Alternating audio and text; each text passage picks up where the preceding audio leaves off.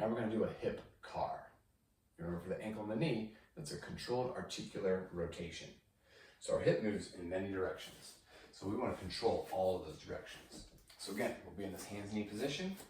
What you're going to do here, you're going to go from a little bit of a hip flexor out into what we call a fire hydrant. Rotate up and back to come in a donkey kick.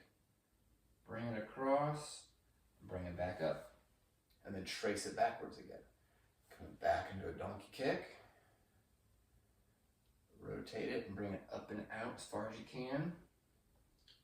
Kind of towards your elbow, back in and across, and down. That's one. Let's go ahead and repeat that 10 times on both legs. So then you'll come up, out into fire hydrant, twist up and out into donkey kick, then bring it up and into mountain climber. Come back into donkey kick, rotate up and out to fire hydrant, back to mountain climber, and rest. That's 2.